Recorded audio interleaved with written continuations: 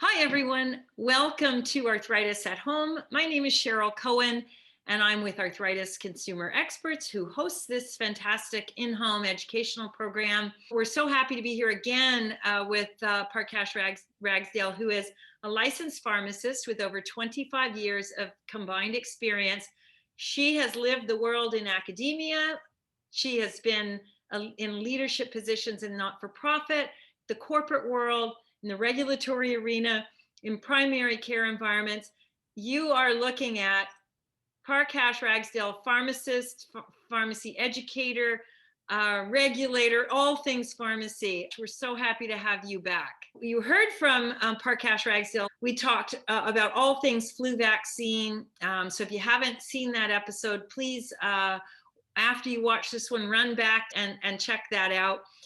Oh, I'm happy to be here, Cheryl. As you know, Parkash, we want to talk today about the very important journey that a patient goes on, especially a patient like myself, for example, with rheumatoid arthritis.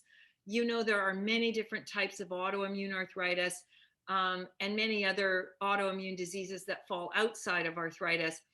And when you say autoimmune, the lay title that lies behind it or underneath it is something I'm going to live with my whole life, right? Yeah. Until we find cures.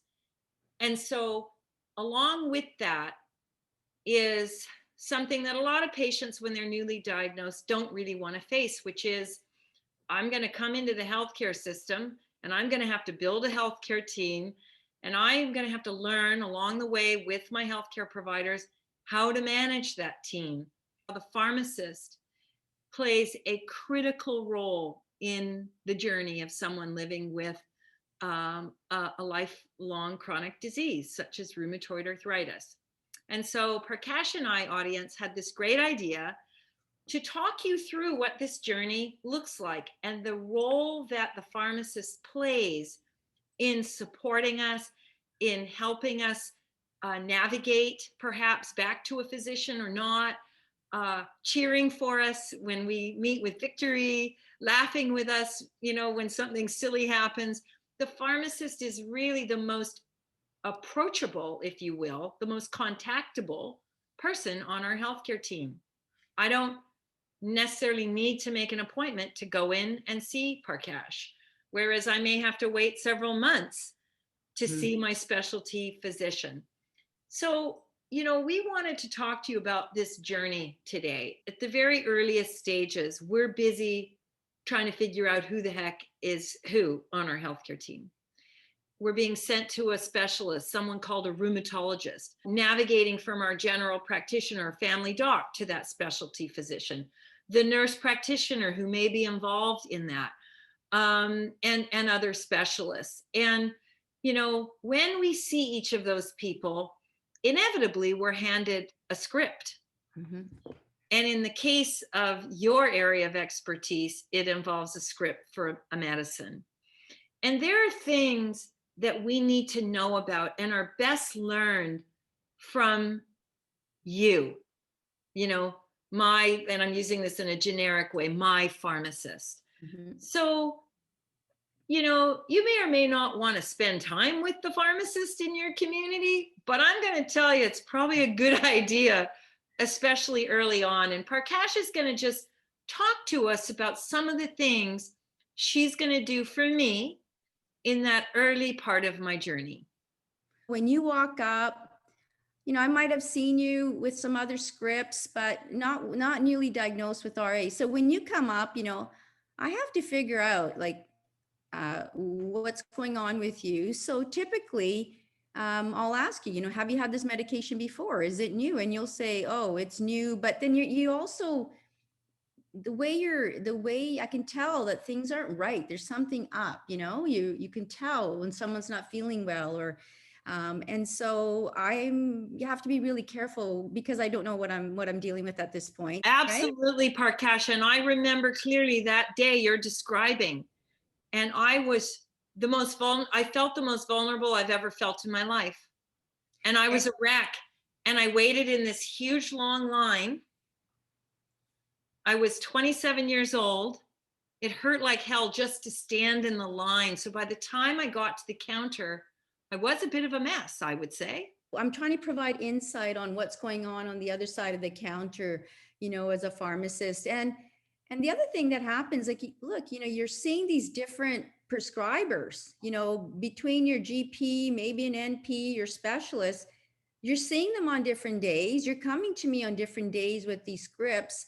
And so it's hard to know because they're all on different days to always try to paint that picture of what's going on. Regardless of when you come in, I check Pharmanet, like in British Columbia, we're very lucky to have a system that has all the meds that you had filled in British Columbia at any community pharmacy. It'll be there for me. So I can tell what's been dispensed for you, what's been filled and dispensed.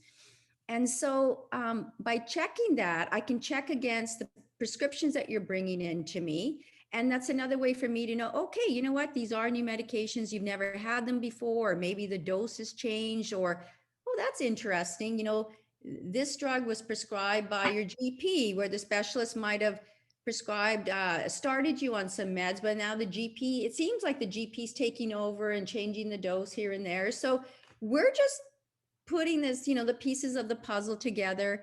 And I can't assume that all these prescribers that you have are communicating and coordinating with each other before they write those scripts for you, right? So I have to rely on you to tell me as well, tell me, what did the prescriber tell you about this prescription today, or what's going on? And so it helps me when you fill in some of those gaps.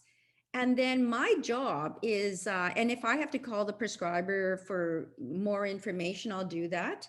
But I have to take all this information, use my medication expertise, which we have the most pharmacists, to fill that script safely for you. Right. So I am not prepared, if you're newly diagnosed, to rush, because I can tell you want to get out. I am going to check with you. I want to say, Cheryl, you know what? Is this a good time? You just stood in a big lineup and I have to go through these things. I need to check a few things. You provide me with some. Like, are you okay waiting? Or do you think, maybe you want to go wait in your car? Maybe you want to come back. Maybe I have to arrange a delivery to you with a follow-up phone call.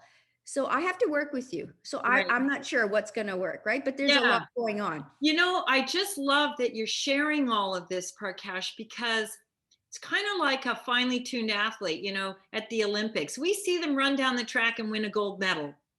We don't see the 10 years of training that went into becoming the person fast enough to win the gold medal in the Olympics. We don't see the years of training that you've gone through standing at that pharmacy counter. We don't know your professional code of conduct. We don't know what are, by training, the things you need to do to make sure that you're protecting our health first and foremost, and then working with us to best use the medication you're filling so we can walk out and try to be as happy and as well as possible. So I want to thank you for telling people that there is a whole process that goes on behind the counter we will never see and know about without discussions like these. Well, and Cheryl, that's, first of all, I have to take care of you, right? Yeah. And now I have to set myself up for success so I can take the time to do the things that I need to do. Right. That no other person that you've been to can do for you. So I have to make sure that these prescriptions that you're getting for the first time, I have to make sure with all the other meds you might be taking on Pharmanet and anything that you might be doing in terms of the over-the-counter medications, because as an RA patient, you're doing a lot of stuff on your own to, whatever meds you're taking, and whether it's pain, anti-inflammatory that can pick up on yourself, the whole herbal, vitamin. I don't know all the other practitioners you're seeing. So I have to get all that information from you, make sure that the new drugs aren't interacting with any of those. Yeah. I have to check the dosage, right? Is the dosage, I have to make sure, like methotrexate, weekly versus daily, like how toxic it can be if we get that wrong. Yeah. Not because someone intended to write it daily. They're meant to write it weekly. It's just, we check for that. We find those mistakes.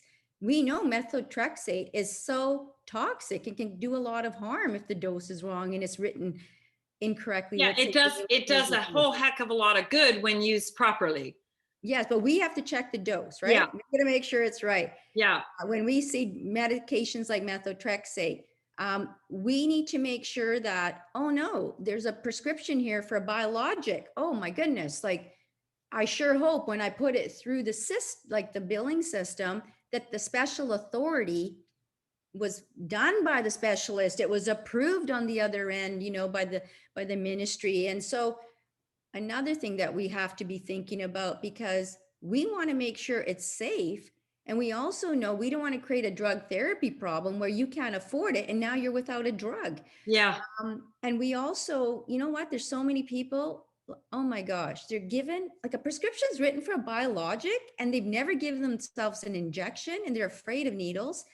I have to also be thinking about, like, how do I support you with that first injection? absolutely.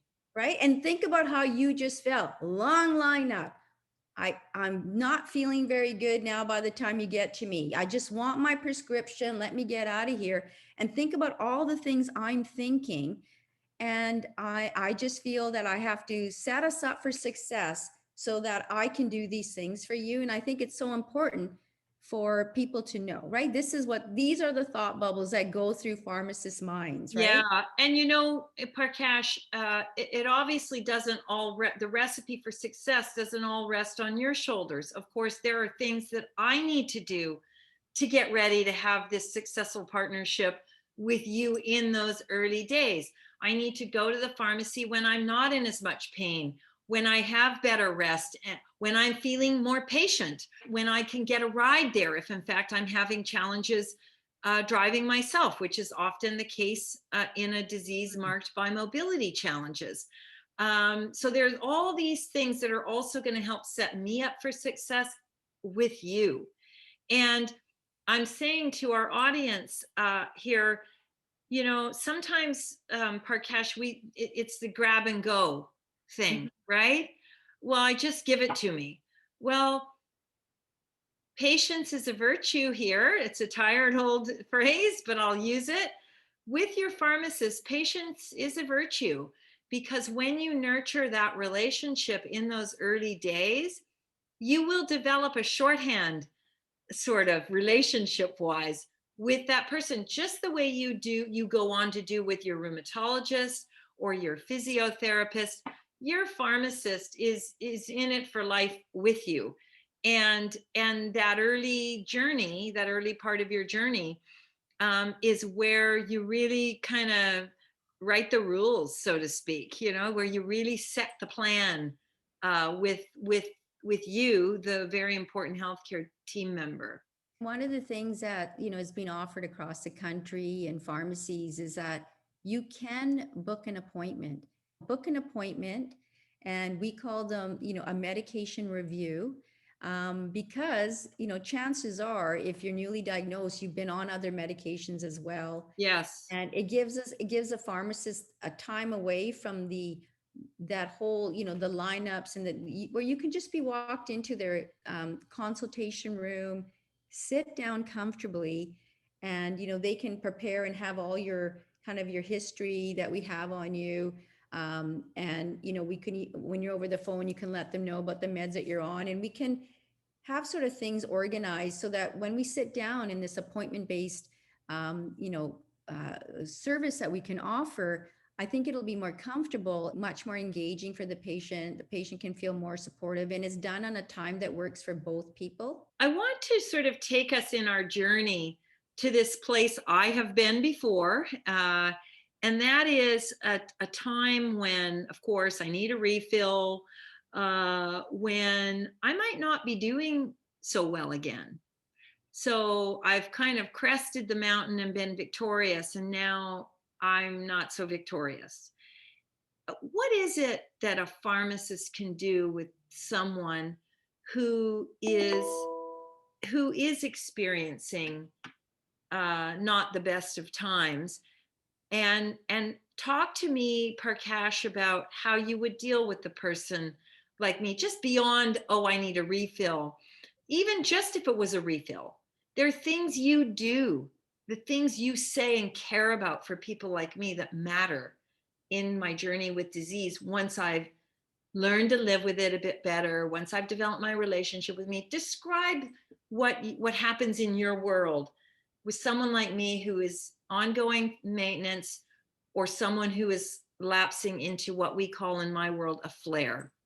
You're starting to live with it. You're starting to get the meds and the dosages worked out, and you feel you're able to manage living with the RA, and medication is one way that's helping you, and you're doing other things, like you said, the physiotherapy and other things that are working for you, the whole team. Yeah. When it comes to the meds and you're living with it and you feel you're somewhat stable, even during that time, when you come in for those refills and you think, oh yeah, they're just giving us, the pharmacists are just giving us what we've always had, it can't be that hard. Well, I want to let you know what we're looking for during the refills that you're getting is we want to ensure our monitoring of the meds is that medication working effectively for you? And so we check our system with the list of meds, and we want to make sure every time you're getting your refill, did you fill it on time? Were you early? Did you fill it on time? Are you not filling them? And so we'll talk to you about that. Yeah. Because we need to know what's going on. Because you're not just trying to be nosy, Parkash. No. We need to make sure that there isn't an issue with why these refills are not being done on time. But typically, people are doing these things sort of regularly. It's usually not an issue, but if it is, we talk to them about it. The other thing is we want to see, one thing with what we know as pharmacists is that what's written on the prescription by any of the prescribers, but what you're actually doing could be completely different. Right. So we do something where we call it a best possible medication history, where we take the time to ask you, how are you taking each one of these meds? What time of day are you taking it? And when you tell us that, I know the doctor told me to do this, but actually what I'm doing is sometimes I'll forget my injection here and I'll take it here, or, I'm actually splitting that up, and, and so now we're thinking, and you won't believe the things that are going through our mind. Like, oh no, I can believe it. We're thinking drug therapy problems. But we maintain our cool, we're kind of neutral. But like I said, I'm here to tell you on the other side of the counter. And in that, we may find that maybe your medications aren't working as well as they can because of how you've chosen to take them, not Right. as prescribed. So we'll work through that. We also want to know, people don't, we have to earn the respect and the trust of people. And when we do, they'll tell us that they're actually skipping doses or they're sharing it with somebody else because they're so expensive, why they're not feeling it. And it's just heartbreak. Oh, Parkash, I can tell you stories, because we're a grassroots patient-led organization. People tell us stories they don't tell their doctors. I can tell you that much. And we say, geez, you should go back and talk to your doctor or your pharmacist about that. Oh, and we do what we can to help. Like if it's a special authority, we're in there calling. If it's a problem with private pay, so that's a drug therapy problem for us. And we do, when someone tells us that, we do what we can. It's amazing what pharmacists know and how they can navigate through these billing systems. When you trust us, we also will ask you, especially with RA patients, we'll ask you, are you comfortable sharing your, like in British Columbia, your My eHealth lab results?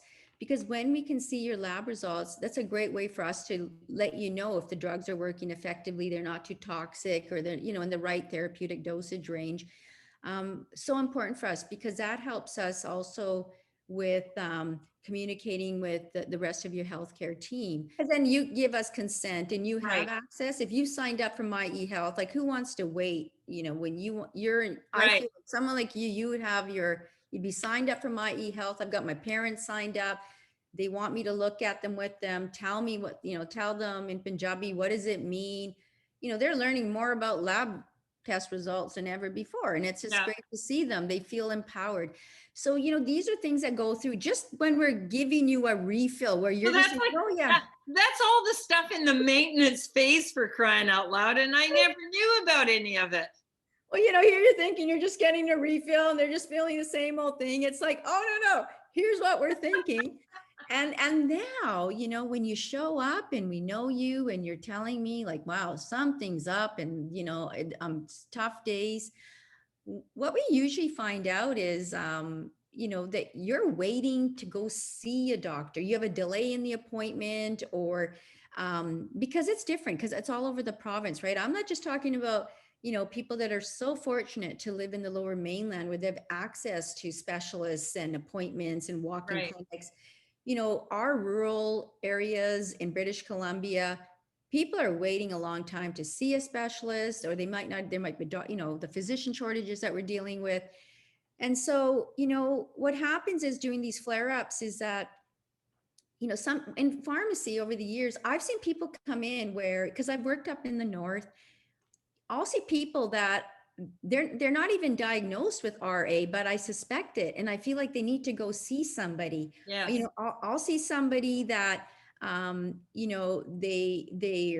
with this R, when they have a flare up, I can't do anything. There's things that I could do. I'm trained as a medication expert that where I could help with initiating prescriptions and taking responsibility with those in terms of looking at the lab results. But because I don't have the authority to prescribe, I can't initiate prescriptions for you. And this is crazy because our pharmacist peers that are in Alberta can initiate prescriptions. In the UK, pharmacists are initiating prescriptions. And so, my hands are tied, I can't help you. And in these areas where there's physician shortages, patients don't have access to walk-in clinics, there's a delay. They need to see someone Yeah. just to get diagnosed, or they have a flare up.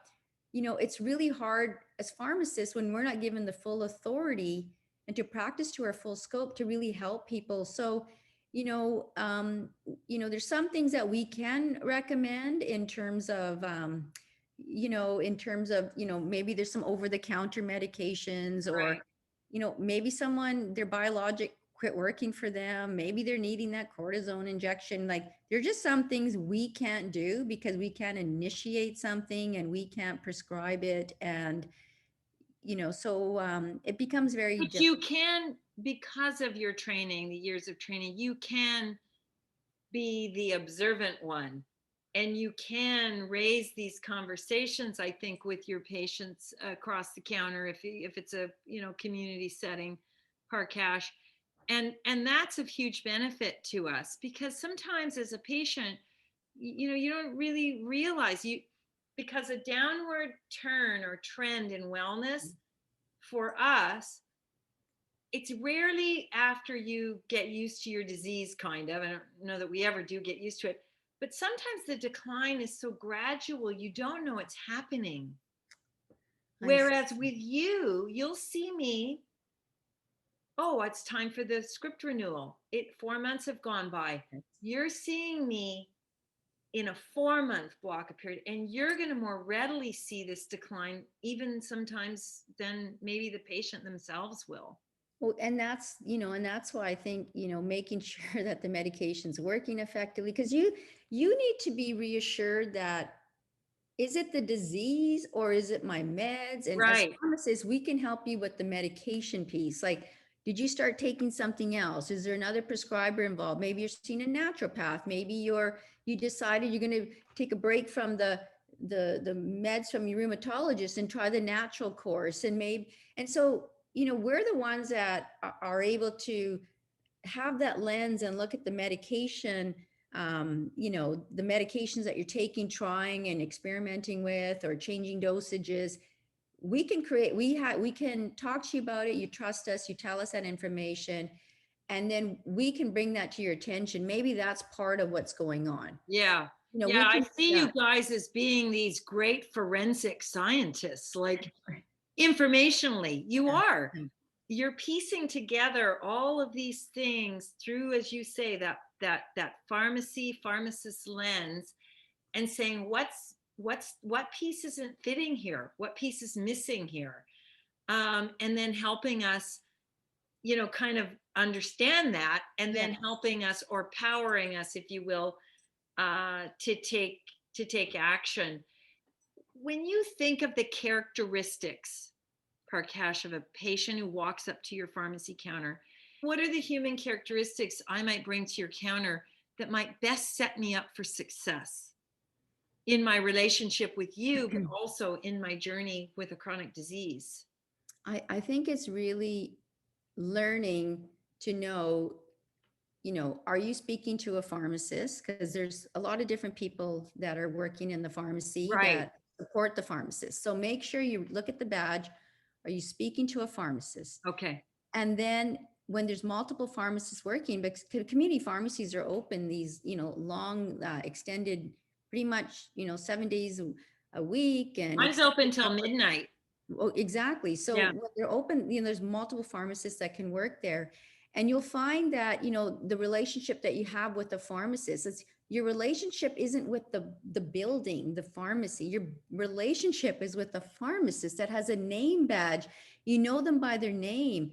And there's somebody that you can come to and you can ask for them by name. You'll find out when they work or don't work, or they can also create amazing notes for the other pharmacists on the team. So then together, all the pharmacists on the team, that person, that your pharmacist person can coordinate the others to make sure that this is what this person needs. And that happens today. Yeah. And I think, for you, I So think, characteristic one is trying to be a good communicator about what's happening to you. yeah, so they can put notes. Like, I want snap caps, like don't give me hard to open bottles. I want my medication. I don't want to come in, 3 times a week or 3 times a month because my prescriptions are expiring at the different times or my refills are all not synced. You could say Yeah. to them, can you get it organized so that I can just pick up all my meds on the one time, reduce the trips to the pharmacy? Like, why do you want to come into the pharmacy with COVID going on? So Yeah. you could ask them to do that, and they will do that for you. It's so simple for them. If you feel that, when you come in and you actually you want to bring in your lab results and you want to, have them look at different things, don't walk up and expect them to drop everything. Yeah. Make the appointment that I'm talking Yeah. about. Yeah. So And being organized is another one. So you like yes, organized patients? yes, when you're organized and you have all the information and you reveal everything that's going on. It's very Okay. difficult when you're not getting the whole story, the whole picture of the OTC, the over-the-counter meds, any natural stuff that you're working on. We don't judge. Right. When do you walk into a pharmacy and feel judged? You don't feel judged. So, but that takes time. You can't tell people trust your pharmacist. Like you in general. Yeah, we You know. build trust. You build Yeah, trust. yes. Yeah. So make sure you talk about and list all the meds. And if you can't pronounce them, you then bring them in a little brown bag. I Throw just take a everything in. picture of them. I take a Oh, picture of perfect. them. Yeah. Bring in all those meds, whether they're prescribed or not, because it's just as important. Right. I mean, you're right, being organized. If you have lab results, bring those in. Write down your questions, right? Write down what's important to you. Because if we know what's important to you and what's bothering you the most, like, is it the not what medication can help me? So when I wake up in the morning, I feel like I don't have the stiffness, or what can I do because I want to be able to take my grandchild for a walk, or be able to whether it's mobility, there's pharmacies like we have, there's that they have so much information Yeah. about all the mobility aids, and so I think there's things that a pharmacist can do, and it's all called about optimizing your drug therapy. But we can't optimize anything for you or help you unless we know what are your priorities and what Right. is it that you want. You have to drive the conversation, and then boy, can we ever help. Yeah, no kidding. It sure sounds like it. So those qualities, again, trying to be the best communicator you can, being organized, being prepared, which I think are slightly different in some ways. The hardest one you've listed is being transparent. And I'm not suggesting people Yes. aren't open or honest, but what happens when you do that, Parkash, as a patient, is you're exposing yourself to vulnerability, right? You're showing your vulnerability when you're talking about something that's really having at many times a very negative impact in your life, either physically in terms of your health, your psychologically, or psycho-emotionally. And these diseases that are chronic are not things that just happen at home. They happen when we're recreating. They're happening, when we're trying to get into relationships. They're affecting us at work.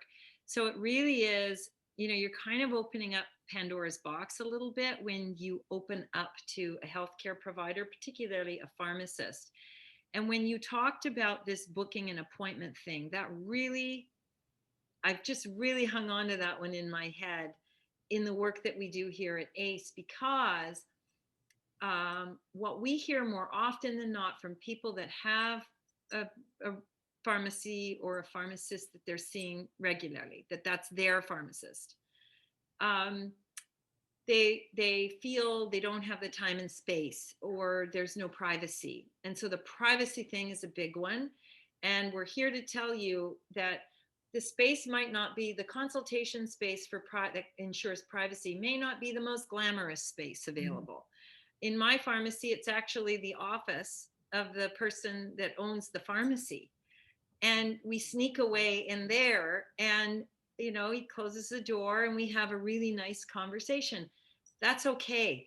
All I want is the space and the privacy to be able to show my vulnerability as a patient.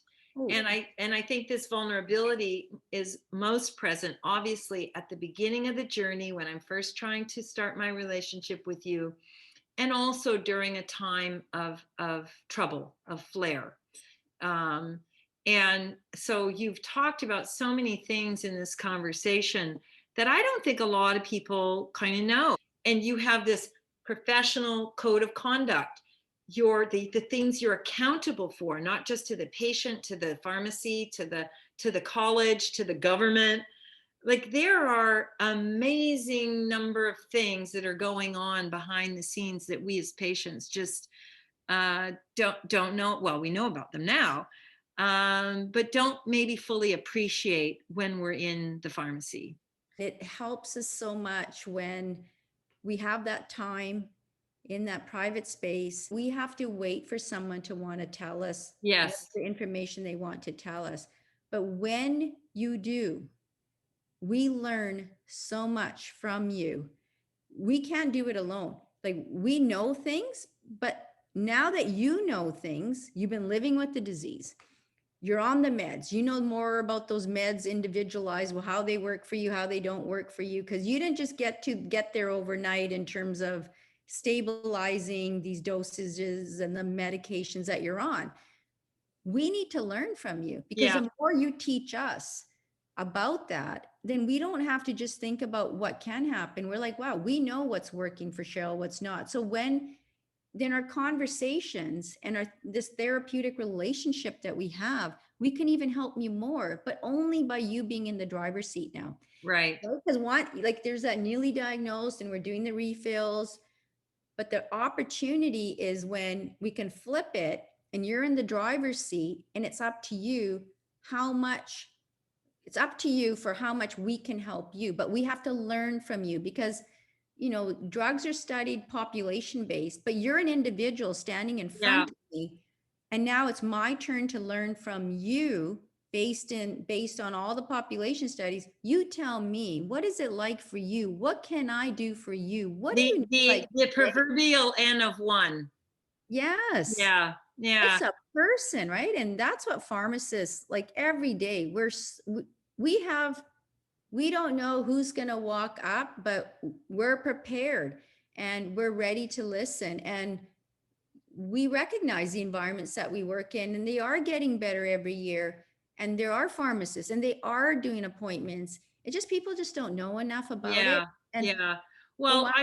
I sure hope, Parkash, that this fireside chat is going to be helping people better understand the incredible skill set, but beyond that, compassion and empathy that pharmacists bring to their profession. And I am really fortunate to be able to see you a couple of times a year in the teaching at UBC, and seeing some of our bright rising PharmD students coming through.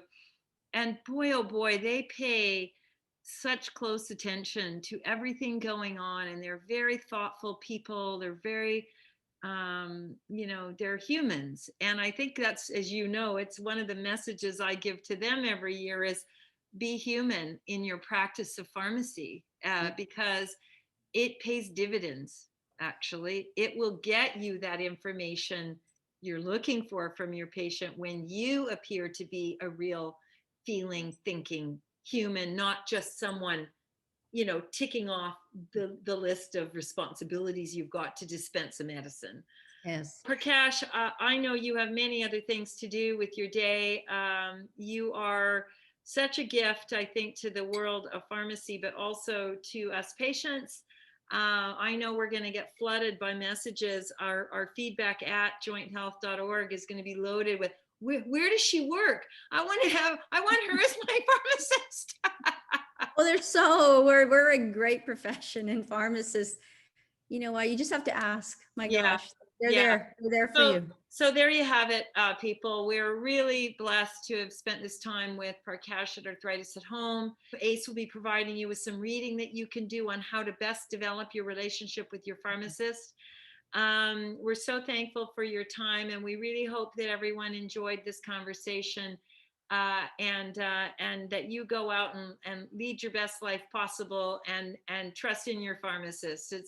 It's a really valuable, that pharmacy person is an important player on your healthcare team. So Parkash, thank you so much. We hope to see you again on Arthritis at Home. And to all of you, see you later. Be safe, please. Great.